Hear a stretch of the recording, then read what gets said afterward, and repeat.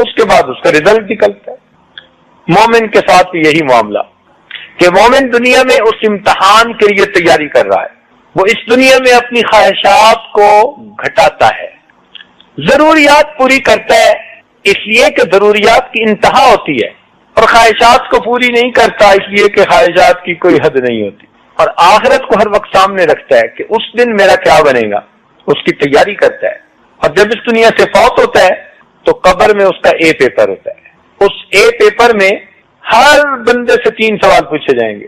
دنیا میں لوگ گیسٹ پیپر ایشو کرتے ہیں کہ جی ہم اندازہ لگاتے ہیں کہ کیا کوشچن آئیں گے، اللہ تیری کریمی پہ قربان جائے کہ اس نے اپنے محبوب کے ذریعے پیپر پہلے ہی آؤٹ کر دیا، وہی تمہیں بتا دیتے ہیں کوشچن کیا، تم ان کی تیاری کر لینا۔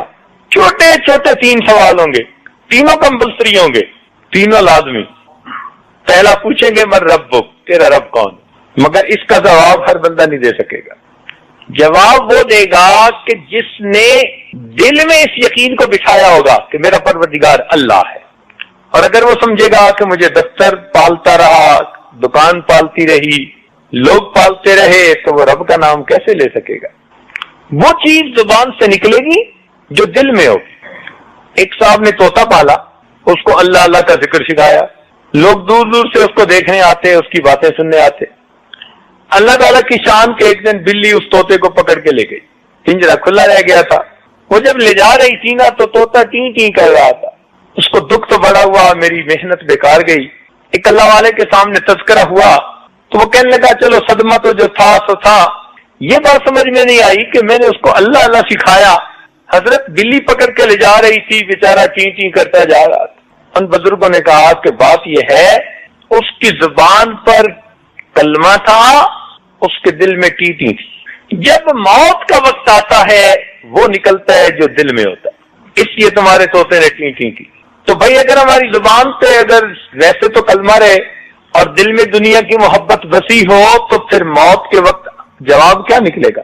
اس لیے اس یقین کو دل میں بٹھانے کی ضرورت ہے کہ ہم نوکری سے نہیں پل رہے، ہم کارخانے سے نہیں پل رہے، دفتر سے نہیں پل رہے، بزنس سے نہیں پل رہے، ہمیں پالنے والا پروردگار ہے۔ اللہ بھلا کرے ہمارے یہ جماعت کے دوست یہی تو آواز لگاتے ہیں، اسی کو سیکھنے کے لیے تو آپ سب حضرات کو دعوت دیتے ہیں کہ یہ دل میں پہلے سے ہم بٹھا لیں، اس پر محنت کرنی پڑتی ہے، تب دل میں یہ یقین بیٹھتا ہے، ورنہ تو جہاں نظریں لگی ہوتی ہیں بس وہی انسان کا یقین ہوتا ہے۔ دوسرا سوال ہوگا من نبیک، تیرے نبی علیہ السلام کون ہے؟ اب اس کا جواب صحیح تو وہی دے سکے گا جس نے قدم قدم پر نبی علیہ السلام کے مبارک طریقے کی پیروی کی ہوگی، جس نے نبی علیہ السلام کے زیر قدم رہ کر زندگی گزاری ہوگی، کھانے میں، پینے میں، لباس میں، طعام میں، قیام میں، ہر چیز میں جس نے نبی علیہ السلام کے طریقے کو اپنایا ہوگا تو وہ انسان کہے گا کہ میرے نبی علیہ السلام اللہ کے محبوب ہیں۔ اور تیسرا سوال ہوگا کہ ما دینک، تیرا دین کون سا تھا؟ اللہ والوں نے محنت کی ہوتی ہے، ان کے پھر آگے سے حساب بھی اور ہوتے ہیں۔ موت بھی شام سے آتی ہے، حدیث پاک میں آتا ہے کہ جو بندہ باقاعدگی کے ساتھ مسواک کرتا ہے اللہ تعالیٰ ملک الموت کو بھیجتے ہیں، وہ اس سے شیطان کو مار کر دور بھگا دیتے ہیں اور اس بندے کو بتا دیتے ہیں کہ تیرا وقت قریب ہے تو کلمہ پڑھ لے۔ اب یہ کتنی بڑی نعمت ہے کہ شیطان کو مار کر دور بھگائیں اور کلمہ یاد دلائیں۔ چنانچہ اللہ والوں کو موت کے وقت ایسی بشارتیں ہو جاتی ہیں اللہ کی طرف سے، ان کے آگے کے مسئلے بھی اللہ آسان کر دیتے ہیں، اس لیے کہ ان کا دل مخلوق میں نہیں اٹکا ہوتا، ان کا دل خالق کے ساتھ جڑا ہوتا ہے۔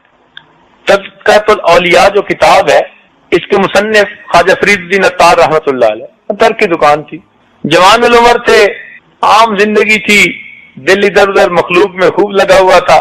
ایک دن کوئی باخدا بندہ ان کی اس یعنی دکان پر آیا اور ان کی شیشیوں کو بڑے غور سے دیکھنے لگا، تو یہ کہنے لگے کہ بڑے میاں کیا دیکھ رہے ہو؟ بڑے میاں کہنے لگے کہ میں دیکھ رہا ہوں کہ اتنی شیشیوں میں آپ کی جان اٹکی ہوئی ہے، یہ کیسے نکلے گی؟ اتنی شیشیوں میں جان اٹکی ہوئی ہے، یہ کیسے نکلے گی؟ تو انہوں نے غصے میں آ کے کہا کہ بڑے میاں جیسے تمہاری نکلے گی ویسے میری نکلے گی۔ اس نے کہا اچھا پھر میری تو ایسے نکلے گی۔ کل اس کے پاس کپڑا تھا، وہ وہی دکان میں فرش پہ لیٹ گیا, کپڑا اوپر کیا, کہتا ہے لا الہ الا اللہ. یہ سمجھے کوئی ڈرامہ اور بہانہ کر رہا. تھوڑی دیر کے بعد جب کپڑا ہٹایا دیکھا تو واقعی وہ اللہ کو پیارا ہو چکا تھا. دل سے چوٹ لگی کہ واقعی یہ ہے باخدا لوگ کہ جو دنیا سے دل نہیں لگاتے, اپنے رب سے دل لگاتے ہیں اور پھر کلمہ پڑھ کے دنیا سے رخصت ہو جاتے ہیں. پھر بعد میں یہ بڑے اولیاء میں شامل ہوئے. سری سبتی رحمت اللہ علیہ فرماتے ہیں کہ ہم لوگ ایک جگہ بیٹھے تھے, ایک درویش سا بندہ آیا, کہتے ہیں کوئی اچھی سی جگہ ہے جہاں کوئی مر سکے. حیران ہو گیا اس کی بات سن کے. کہتا کیا ہے؟ کہتا ہے میرا مقصد ہے کوئی ٹھنڈی ہوادار کوئی پانی والی ایسی جگہ ہے. ہم نے کہا وہ سامنے کنواں ہے. وہ گیا کنویں پہ, اس نے جا کے وضو کیا, 2 رکعت نفل پڑھے اور جا کے لیٹ گیا. ہم سمجھے سویا ہوا ہے. نماز کا وقت آیا, ہم نے بھی وضو کیا. جب اس کو جگانے گئے تو دیکھا وہ تو اللہ کو پیارا ہو چکا تھا. ان اللہ والوں کی ایسی جو ہے نا وہ دنیا سے جانے کا وقت تھا. اور آگے کا معاملہ بھی ان کا ایسے. باجید بستانی رحمۃ اللہ علیہ خواب میں کسی کو نظر آئے تو اس نے پوچھا کہ جناب آگے کیا بنا؟ تو کہنے لگے کہ جب میں قبر میں گیا تو فرشتے کہنے لگے وہ بڈھے کیا لائے ہے, وہ بڈھے کیا لائے ہے؟ تو میں نے جواب دیا کہ جب بادشاہ کے دربار میں آتے ہیں تو یہ نہیں پوچھتے کیا لایا ہے, ہمیشہ پوچھتے ہیں تو کیا لینے کے لیے آیا ہے. کہ میری بات سن کے فرشتے مسکرا پڑے اور کہنے لگے اس کا یقین پکا ہے, اور وہ وہاں سے چلے گئے. جنید بغدادی رحمۃ اللہ خواب میں نظر آ, کسی کہنا ہے آگے کیا بنا؟ ان کا جی فرشتے آئے تھے, کہنے لگے میں ربک, تیرا رب کون ہے؟ کہ جی پھر میں نے ان کو اتنا بتا دیا کہ میرا رب وہی ہے جس نے تمہیں حکم دیا تھا کہ آدم علیہ السلام کو سجدہ کرو. تو واپس میں کہنے لگے یہ تو آگے سے ہو کے ملا. شیخ عبداللہ جیلانی رحمۃ اللہ علیہ کو کسی نے دیکھا, حضرت آگے کیا بنا؟ کہنے لگے قبر میں فرشتے آئے تھے. پھر پوچھنے لگے میں ربک, تیرا رب کون ہے؟ تو میں نے انہیں کہا کہ دیکھو تم عرش سے فرش پر آئے ہو اتنا سفر کر کے اور رب کو نہیں بھولے, تو زمین کے اوپر سے میں 2 گز نیچے آ کے اپنے رب کو بھول جاؤں گا؟ رابعہ بصریہ اللہ کی نیک بندی خواب میں نظر آئی. کسی نے پوچھا جی آگے کیا بنا؟ کہنے لگی فرشتے آئے تھے تو پوچھ رہے تھے کہ تیرا رب کون ہے. میں نے کہا جا کے اللہ تعالیٰ کو کہہ دو اللہ تیری اتنی مخلوق ہے, خربوں خربوں میں اتنی مخلوق میں سے تو ایک مجبوریہ کو نہیں بھولا, میرا تیرے سوا ہے ہی کوئی نہیں, میں تجھے بھلا بھول جاؤں گی؟ تیری اتنی مخلوق ہے اللہ, تو اس میں سے مجھے نہیں بھولا, میرا تیرے سوا کوئی ہے ہی نہیں, پھر میں تجھے کیسے بھولوں؟ تو یہ جواب بندہ کب دے سکتا ہے؟ جب دل کا یقین بنا ہوا ہوتا ہے, جب اللہ سے تعلق ہوتا ہے. ورنہ تو انسان اس وقت پریشان ہوتا ہے کہ میں کیا کہوں. تو یہ اے پیپر قبر میں ہوگا. پھر اگر جواب ٹھیک دے دیے تو قبر کو جنت کا باغ بنا دیں گے, نہ دیے تو جہنم کا گڑھا بنا دیں گے. یہ بھی ٹرانزٹ ہوگا.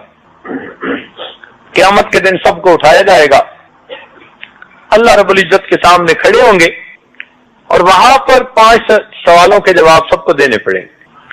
بنی آدم کے پاؤں اپنی جگہ سے ہل نہیں سکتے جب تک وہ ان سوالوں کے جواب نہ دے دے. تو وہ سوال ہماری زندگی کا بی پیپر ہوگا, اس میں بھی سب جواب دینے ضروری. اور وہ بھی پیپر اللہ تعالیٰ نے اپنے محبوب کے ذریعے سے آؤٹ کروا دیا. پوچھا جائے گا اے بندے تو نے زندگی کیسے گزاری, تو نے جوانی کیسے گزاری, مال کہاں سے کمایا, کہاں پہ خرچ کیا, اپنے علم پر کتنا عمل کیا. اب اس وقت ان سوالوں کا جواب دینا یہ بہت مشکل کام ہو. تاہم جو لوگ نیکی کر کے دنیا سے جائیں گے پروردگار ان کے ساتھ رحمت کا معاملہ فرمائیں گے, اور جو لوگ دنیا میں ایمان سے محروم رہیں گے اور محروم ہی اللہ تعالیٰ کے حضور پہنچیں گے تو ان کے لیے جہنم ٹھکانہ ہوگا. اس لیے اللہ تعالیٰ فرما دیں گے وَامْتَازُوا الْيَوْمَ أَيُّهَا الْمُجْرِمُونَ, اے مجرموں آج کے دن میرے نیک بندوں سے علیحدہ ہو جاؤ. 2 الگ الگ راستے ہوں گے, ایک طرف جنتی لوگوں کو بھیجا جائے گا اور دوسری طرف جہنمی لوگوں کو بھیجا جائے گا. تو یہ قیامت کا تصور اسلام کے بنیادی عقائد میں سے ہے. یہ جتنا انسان کے دل میں راسخ ہوگا اتنا اس کی زندگی صحیح لائن پر ہوگی. اس لیے آپ قرآن پاک کا مطالعہ کریں, ایک تو پوری صورت ہی آپ کو اسی نام سے ملے گی القیامہ, اور دوسرا ہر صفحے پر, ہر دوسرے صفحے پر آپ کو کسی نہ کسی انداز میں قیامت کا تذکرہ ملے گا. اتنا اہم یہ مسئلہ ہے کہ قرآن پاک کے ہر صفحے یا ہر دوسرے صفحے پر آخرت کی یاد دلائی گئی کہ تمہیں اللہ تعالیٰ کے حضور پیش ہونا ہے. اس لیے قیامت کے مختلف نام قرآن و حدیث میں وارد ہیں. جیسے اللہ تعالیٰ عظمت والے ہیں، ان کے بے انتہا نام ہیں. تھے اچانک ایک قبر کے قریب کھڑے ہو کر رونا شروع کر دیا. لوگوں نے کہا کہ حضرت آپ تو جنازے کے ولی تھے، آپ پیچھے کھڑے ہو گئے. فرمایا ہاں قبر نے مجھ سے گفتگو کی. کیا گفتگو کی؟ کہنے لگے قبر نے گفتگو کی کہ عمر بن عبدالعزیز مجھ سے یہ کیوں نہیں پوچھتے کہ جب کوئی میت میرے اندر آتا ہے میں اس کے ساتھ کیا سلوک کرتی ہوں. تو کہنے لگے کہ میں نے اس سے کہا کہ ہاں مجھے بتاؤ کیا کر. تو قبر سے ایک آواز آئی کہ جب کوئی میرے اندر آتا ہے میں اس کی آنکھوں میں کیڑے ڈال دیتی ہوں، منہ کو کیڑوں سے بھر دیتی ہوں، پیٹ کو کیڑوں سے بھر دیتی ہوں، اس کے پوروں کو اس کی انگلیوں سے جدا، انگلیوں کو ہتھیلیوں سے جدا، ہتھیلیوں کو بازوؤں سے جدا اور بازوؤں کو کندھوں سے جدا کر میں اس کے گوشت کو کھا لیتی ہوں اور اس کی ہڈیوں کو رہنے دیتی. 1985 کی بات ہے کہ یہ واقعہ اس عاجز نے امریکہ کے کسی شہر میں بیان کیا، انگلش میں بیان تھا اور وہ مجمع ہی سارا ڈاکٹروں کا تھا. بیان کے بعد ایک صاحب آئے، کہنے لگے حضرت آپ نے جو یہ بات سنائی تو یہ آپ نے کہاں پڑھی؟ میں نے کہا بھائی ہم نے کسی کتاب میں یہ واقعہ پڑھا ہے. کہنے لگے آپ دیکھنا چاہیں گے کہ قبر میں کیا ہوتا ہے؟ میں نے کہا عبرت کی نظر سے دیکھنا چاہوں گا. اگلے دن وہ ہمیں نیچرل ہسٹری میوزیم لے گئے اور وہاں پر ممیز کا ایک سیکشن تھا. ممی کہتے ہیں ہنود شدہ لاش، وہ لاش جس کو کیمیکل لگا کے پریزرو کر دیتے ہیں. وہ وہاں پر لے گئے. شیشے کے کمرے بنے ہوئے تھے اور لائٹ انڈائریکٹ تھی اتنی جتنی اثر کے قریب ہوتی ہے. سورج غروب ہونے کا منظر بنایا ہوا تھا. تو شیشے کے پہلے کمرے میں جب لے گئے تو کمرے پہ لکھا ہوا تھا دروازے پہ کہ جب انسان دنیا سے مرتا ہے تو اس کی حالت یہ ہوتی ہے. اس نے اندر دکھایا، اندر ایک انگریز کی لاش پڑی ہوئی تھی. صحیح سالم جیسے لوگ بندہ ہوتا ہے. خیر ہم نے ایک نظر ڈالی کیونکہ اس پر کوئی کپڑا نہیں تھا، صاف جسم نظر آ رہا. باہر نکل آئے، کہنے لگا حضرت اب اگلے میں آئے. اگلے دروازے پر لکھا ہوا تھا کہ یہ آدمی مرا اور اسے قبر میں اتنے دن دفن رکھا گیا. اتنے دنوں کے بعد قبر کھولی گئی اور جس حالت میں اس کو پایا ہم نے کیمیکل چھڑک کر این اسی حالت میں پریزرو کر دیا. اوپر دن بھی لکھے ہوئے تھے، پتہ نہیں 8 دن 10 دن جو بھی تھا. دروازہ کھول کے اندر گئے.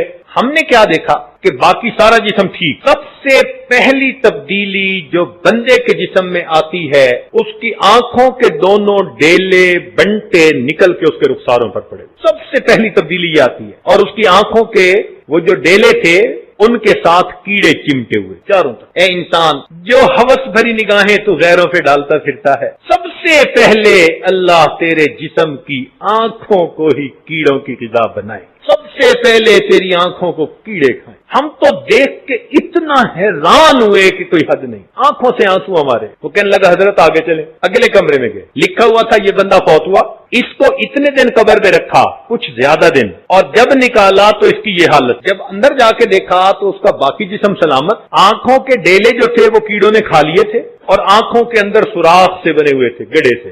دوسری چیز کیا دیکھی کہ اس کے منہ میں کیڑے بھرے تھے جو اس کے ہونٹوں کو کھا رہے. یہ ہونٹوں پہ کیڑے چمٹے ہوئے تھے، جیسے چاول ہونٹوں پہ رکھ دے بالکل اسی طرح کیڑے صاف نظر آ رہے تھے چمٹے ہوئے، اور انہوں نے کیمیکل لگا کے رکھا ہوا. جس زبان سے محبتوں کے دعوے کرتا پھرتا ہے جھوٹی محبتیں، جو بول زبان سے نکلتے ہیں نا غیر کے لیے، تو اللہ تعالیٰ ان ہونٹوں کو، اس زبان کو کیڑوں کی غذا بنائے. تیسرے کمرے میں گئے. وہاں ہم نے دیکھا کہ اب جو میت پڑا تھا اس کی آنکھیں بھی بالکل گڑے، دونوں آنکھیں، اور منہ کے ہونٹ نہیں تھے اور 32 دانت ایسے لگ رہے تھے، نظر آ رہے تھے جیسے کہ مردہ بکری کے دانت نکلے ہوئے، یوں دانت نکلے ہوئے تھے. ہونٹ کیڑوں نے کھا لیے تھے. اور تیسری بات یہ دیکھی ہم نے، اب اس کے پیٹ کے اندر بھی پیالہ بن گیا تھا پورا پیٹ، اور وہ بالکل کیڑوں سے بھرا، جیسے پیالہ چاولوں سے بھرا ہوتا ہے، ہو بہو ہم نے اس کے پیٹ کے پیالے کو کیڑوں کے چاولوں سے بھرا دیکھا. جس پیٹ میں حرام غذا جاتی ہے یہ کیڑوں کی غذا بن رہا. بس اسی طرح آگے وہ کیڑے پھیلتے چلے گئے حتیٰ کہ ایک وقت آیا کہ گوشت کا نام و نشان ختم ہو گیا. پھر اس سے آگے جا کے دیکھا تو آخری کے اندر ہم نے پورے جو تھے وہ انگلیوں سے جدا دیکھے، انگلیاں ہتھیلی سے جدا دیکھی، ہتھیلی بازو سے جدا، بازو جسم سے جدا، سب ہڈیاں الگ الگ پڑی. پھر اس کے بعد آخری ایک وہ تھا، اس میں انہوں نے لکھا کہ اتنے سال کے بعد قبر کھولی، اس کے اندر ریڑھ کی ہڈی کا اتنا سا حصہ پڑا تھا باقی ہڈیوں کو بھی کیڑوں نے کھا لیا۔ آج جس جسم کو حرام سے پال رہے ہیں، جس جسم کو ہم گناہوں کے مزے دے رہے ہیں، ہم اس جسم کو کیڑوں کے لیے تیار کر رہے ہیں۔ اللہ والوں کے بھی یہی جسم ہوتے ہیں، لیکن چونکہ وہ گناہوں سے جسم کو بچاتے ہیں، ان کے اندر گناہوں کے بیکٹیریا جراثیم کوئی نہیں ہوتے۔ اللہ تعالیٰ ان کے جسموں کو بھی سلامت۔ اللہ تعالیٰ جب بھی کسی بندے کو کوئی انعام دیتے ہیں تو اس سے پہلے اس کو آزماتے ہیں۔ انعام ملتا ہے کام کی وجہ سے۔ حضرت ابراہیم علیہ السلام نے اللہ کا گھر بنایا تو اللہ تعالیٰ ان سے خوش ہوئے۔ اے میرے پیارے ابراہیم، تم اپنے امتحان میں کامیاب ہو گئے، اب مانگو کیا مانگتے ہو۔ دستور یہی ہے کہ مزدور جب مزدوری کر لیتا ہے اس سے کہا جاتا ہے کہ بھئی اب کیا چاہتے ہو۔ تو ابراہیم علیہ السلام بھی اللہ کے دل سے انہوں نے عجیب دعا مانگی، یا اللہ میں آپ سے دنیا کا مال و منال نہیں مانگتا، میں دنیا کا فضل و کمال نہیں مانگتا، میں آپ سے ایک ایسی نعمت مانگتا ہوں جو آپ کے خزانے میں بھی ایک ہی ہے، میں آپ سے آمنہ کا لال مانگتا۔